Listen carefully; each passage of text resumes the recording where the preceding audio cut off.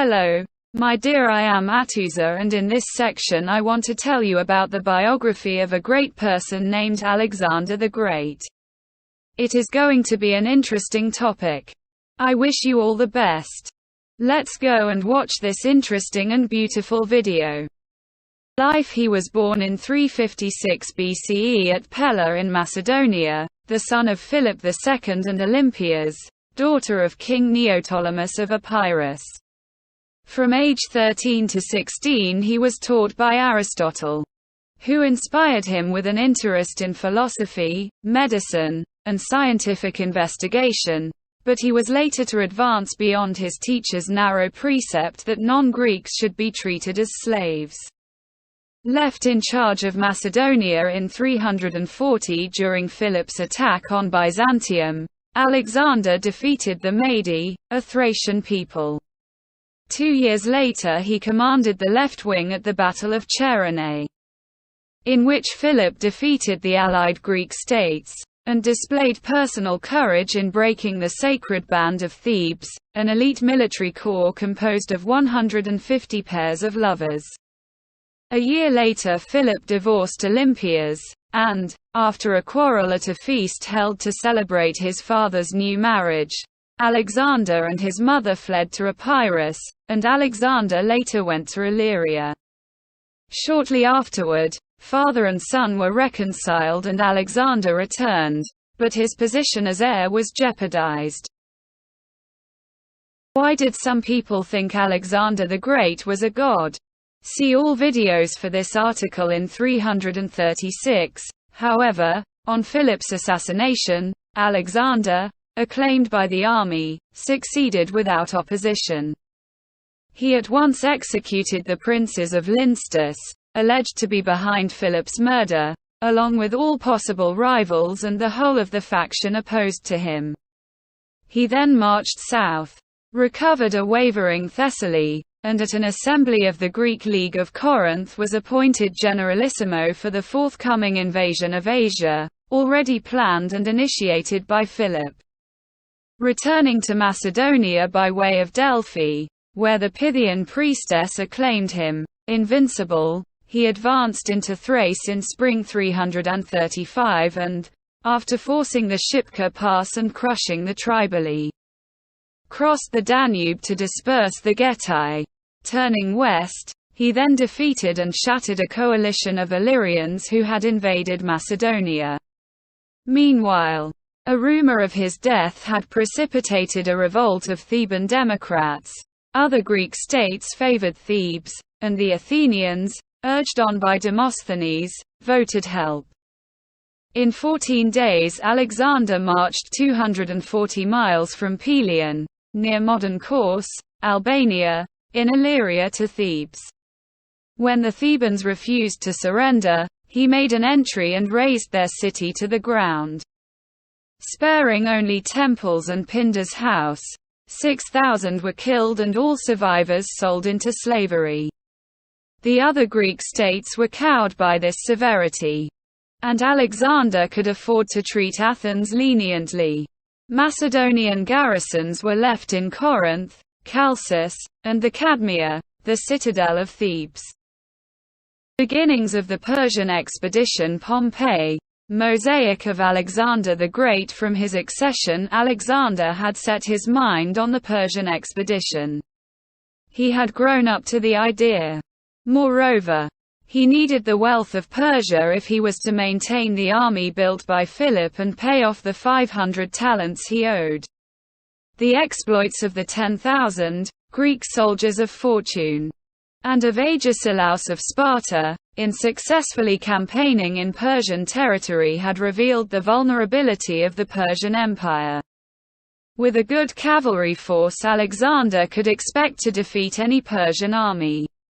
In spring 334 he crossed the Dardanelles, leaving Antipater, who had already faithfully served his father, as his deputy in Europe with over 13,000 men.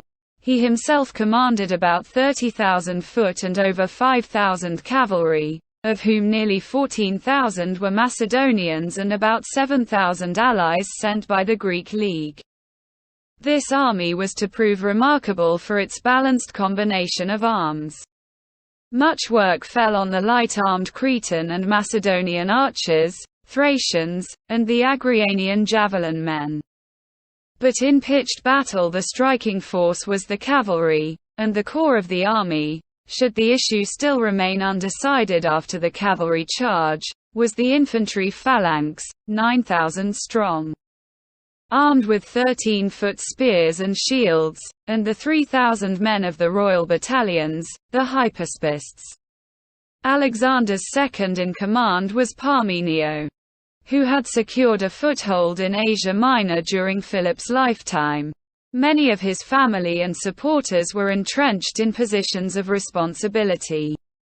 The army was accompanied by surveyors, engineers, architects, scientists, court officials, and historians.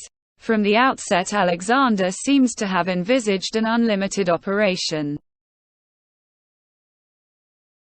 After visiting Ilium, Troy, a romantic gesture inspired by Homer, he confronted his first Persian army, led by 3 satraps, at the Granicus, modern Kokabas, river, near the Sea of Marmara, June 334.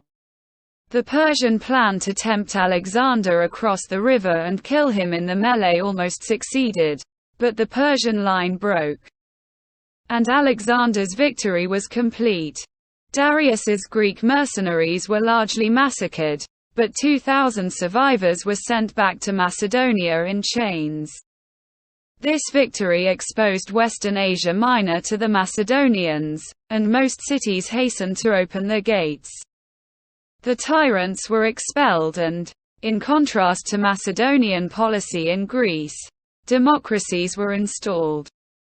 Alexander thus underlined his pan-Hellenic policy, already symbolized in the sending of 300 panoplies, sets of armor, taken at the Granicus as an offering dedicated to Athena at Athens by Alexander son of Philip and the Greeks, except the Spartans, from the barbarians who inhabit Asia. This formula, cited by the Greek historian Arrian in his History of Alexander's Campaigns, is noteworthy for its omission of any reference to Macedonia. But the cities remained de facto under Alexander, and his appointment of Callus as satrap of Hellespontine Phrygia reflected his claim to succeed the great king of Persia. When Miletus, encouraged by the proximity of the Persian fleet, resisted, Alexander took it by assault, but, refusing a naval battle, he disbanded his own costly navy and announced that he would defeat the Persian fleet on land by occupying the coastal cities. In Caria, Halicarnassus resisted and was stormed, but Ada, the widow and sister of the satrap Idrius, adopted Alexander as her son and, after expelling her brother Pixodarus, Alexander restored her to her satrapy. Some parts of Caria held out, however, until 332. Asia Minor and the Battle of Issus in winter 334–333 Alexander conquered western Asia Minor, subduing the hill tribes of Lycia and Pisidia. And in spring 333 he advanced along the coastal road to Perga, passing the cliffs of Mount Climax, thanks to a fortunate change of wind. The fall in the level of the sea was interpreted as a mark of divine favor by Alexander's flatterers, including the historian Callisthenes. At Gordium in Phrygia, tradition records his cutting of the Gordian knot, which could only be loosed by the man who was to rule Asia. But this story may be apocryphal or at least distorted. At this point Alexander benefited from the sudden death of Memnon, the competent Greek commander of the Persian fleet. From Gordium he pushed on to Ancyra, modern Ankara, and thence south through Cappadocia and the Cilician Gates, modern Kulik Bogazi. A fever held him up for a time in Cilicia. Meanwhile, Darius with his grand army had advanced northward on the eastern side of Mount Amanus. Intelligence on both sides was faulty, and Alexander was already encamped by Myriandrus, near modern Iskenderun, Turkey. When he learned that Darius was astride his line of communications at Issus, north of Alexander's position, autumn 333. Turning, Alexander found Darius drawn up along the Pinarus River. In the battle that followed, Alexander won a decisive victory. The struggle turned into a Persian rout and Darius fled, leaving his family in Alexander's hands. The women were treated with chivalrous care. Asia Minor and the Battle of Issus. Battle of Issus in winter 334–333. Alexander conquered western Asia Minor, subduing the hill tribes of Lycia and Pisidia. And in spring 333 he advanced along the coastal road to Perga, passing the cliffs of Mount Climax, thanks to a fortunate change of wind. The fall in the level of the sea was interpreted as a mark of divine favor by Alexander's flatterers, including the historian Callisthenes. At Gordium in Phrygia, tradition records his cutting of the Gordian knot, which could only be loosed by the man who was to rule Asia. But this story may be apocryphal or at least distorted. At this point Alexander benefited from the sudden death of Memnon, the competent Greek commander of the Persian fleet. From Gordium he pushed on to Ancyra, modern Ankara, and thence south through Cappadocia and the Cilician Gates, modern Kulik Bogazi. A fever held him up for a time in Cilicia. Meanwhile, Darius with his grand army had advanced northward on the eastern side of Mount Amanus. Intelligence on both sides was faulty, and Alexander was already encamped by Myriandrus, near modern Iskenderun, Turkey. When he learned that Darius was astride his line of communications at Issus, north of Alexander's position, autumn 333. Turning, Alexander found Darius drawn up along the Pinarus River. In the battle that followed, Alexander won a decisive victory. The struggle turned into a Persian rout and Darius fled, leaving his family in Alexander's hands. The women were treated with chivalrous care. Conquest of the Mediterranean coast and Egypt from Issus. Alexander marched south into Syria and Phoenicia, his object being to isolate the Persian fleet from its bases and so to destroy it as an effective fighting force. The Phoenician cities Marathus and Aradus came over quietly, and Parmenio was sent ahead to secure Damascus and its rich booty, including Darius's war chest.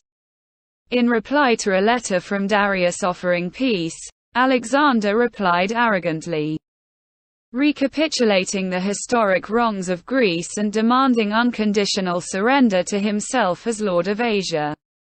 After taking Byblos, modern Jabail, and Sidon, Arabic Sada, he met with a check at Tyre, where he was refused entry into the island city.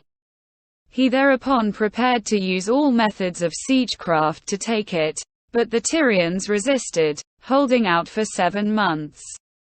In the meantime, winter 333–332, the Persians had counterattacked by land in Asia Minor, where they were defeated by Antigonus, the satrap of Greater Phrygia, and by sea, recapturing a number of cities and islands.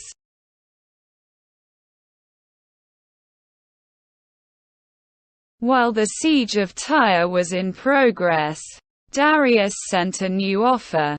He would pay a huge ransom of 10,000 talents for his family and cede all his lands west of the Euphrates. "I would accept," Parmenio is reported to have said. "Were I Alexander, I too," was the famous retort. Were I Parmenio. The storming of Tyre in July 332 was Alexander's greatest military achievement. It was attended with great carnage and the sale of the women and children into slavery. Leaving Parmenio in Syria, Alexander advanced south without opposition until he reached Gaza on its high mound. Their bitter resistance halted him for 2 months, and he sustained a serious shoulder wound during a sortie. There is no basis for the tradition that he turned aside to visit Jerusalem.